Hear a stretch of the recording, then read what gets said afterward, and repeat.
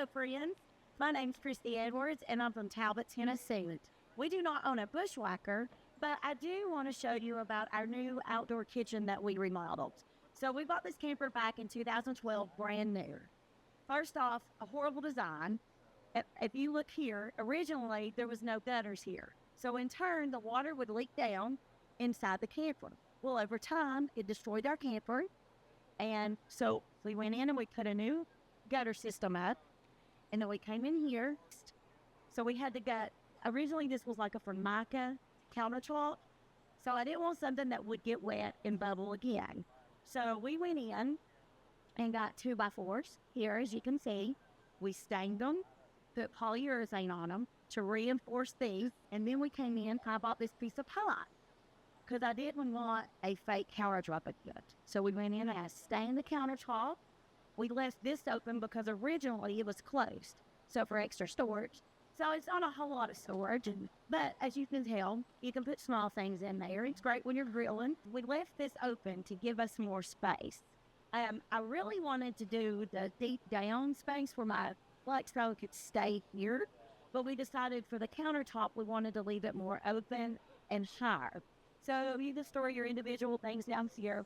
Well, when we redid ours, we put a new stainless sink in and closed it. But when we did that, it made the plumbing a little hard. So to keep road damage, things from falling up on it to bust your drainage pipes, my husband, not finished yet, but he built a box around it. And our low point drains are also in it. So in the winter months, after we drain our camper, it's covered, so that's less likely to have any freezing in your sinks or in your drain.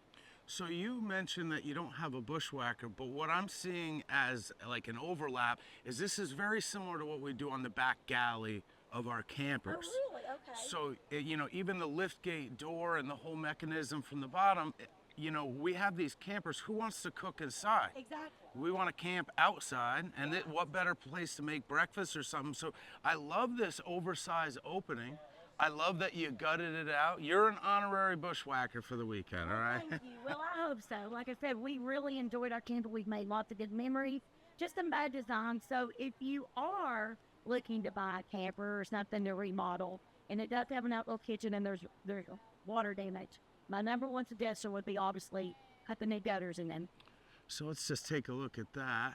And as you can tell, you can see where we've not finished this part of it. We've got to take this apart. We just ran out of time. Yeah. So we put a gutter system over, and that has made all the difference in the world. Well, this weekend when you're walking around, if you see one of these custom teardrops, you'll see that basically that's the back. We open it up and we have the fridge on the right and the sink, and you're doing the same thing.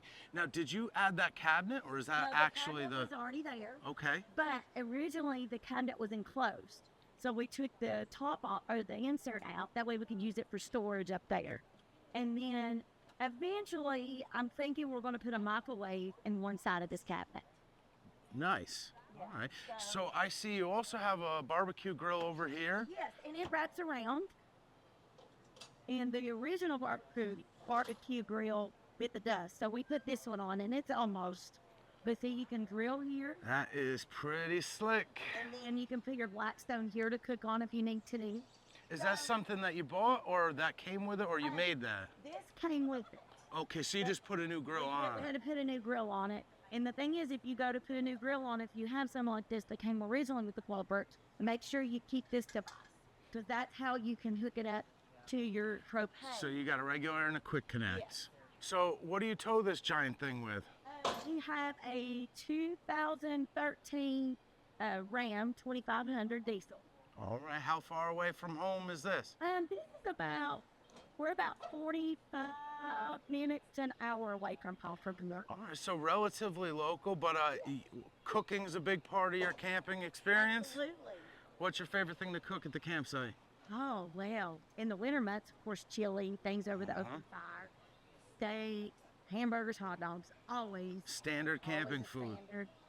We do quesadillas sometimes, just all different types of things. Depends on what we're doing. Like this weekend, we won't camp as much, or we won't cook as much because we go enjoy the food down at Hot Springs in the town.